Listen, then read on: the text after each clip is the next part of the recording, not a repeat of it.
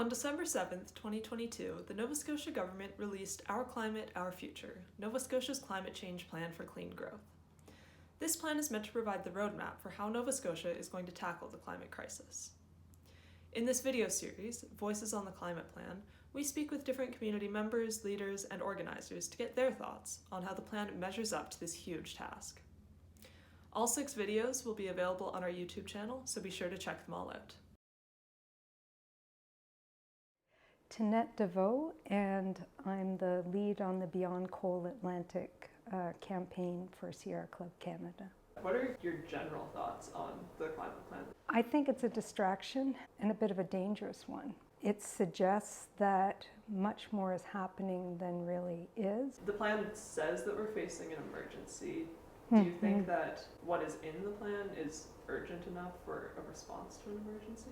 No, I think what we're dealing with is a document that's smoke and mirrors. They're making lots of claims about what the government is doing to address climate change, both in terms of adaptation and mitigation.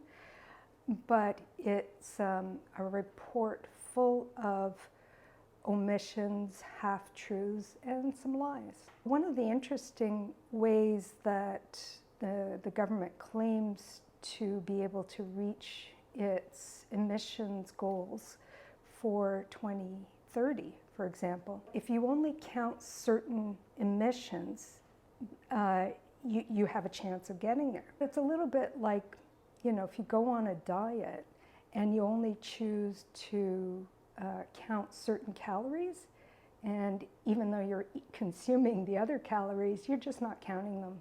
Speaking with government about the environmental goals and Climate Change Reduction Act, no matter how hard we pushed for better language, better policy, at the end of the day, when you're trying to protect a wetland, a forest, if you're trying to stop gold mining in this province, although it's legislated and theoretically binding, nothing in that Environment Act is enforceable. Nova Scotia Power just missed its renewable target again at the end of 2022.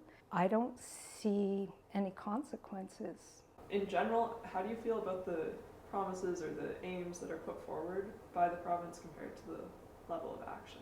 I think they offer enough to make us feel like something's happening, and if you want to believe enough in the tooth fairy, you will. If you have the stomach to look off to the side to see what's also happening, you'll see that they're allowing much more, actually, harm than they are doing good. The day before the climate plan was released, the Nova Scotia government or the province approved the industrial approval for the Donkin mine.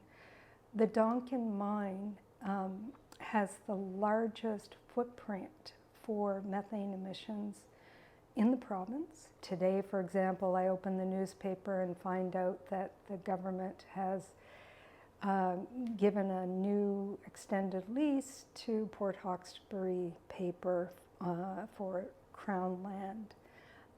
As it turns out, the Nova Scotia taxpayers are paying Port Hawkesbury Paper more money to so-called manage the forest sustainably than they're paying the province in stump fees.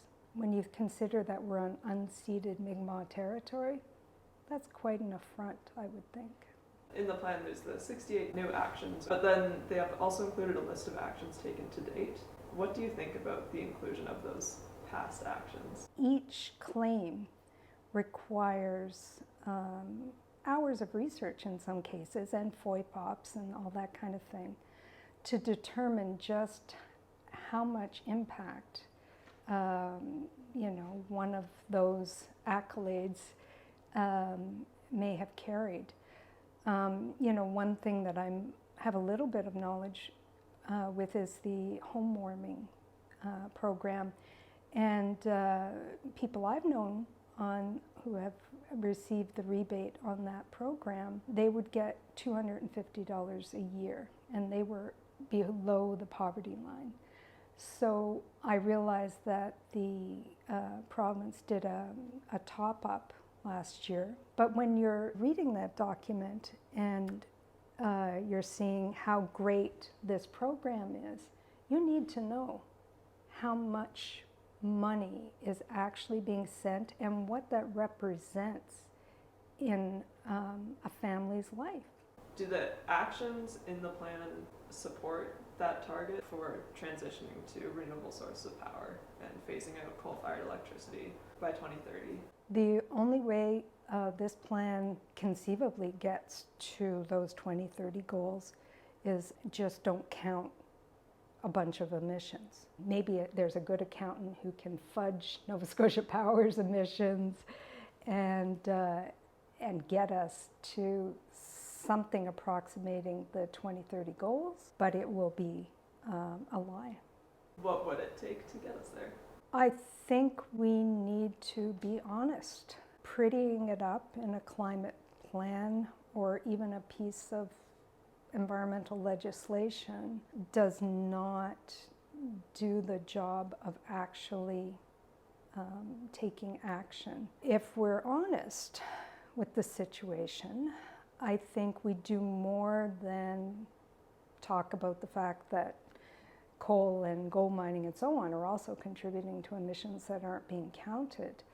But we're talking as well about modern day colonization and how we are still looking to the land as something that can be drained of all of its life force to produce some sort of economic benefit.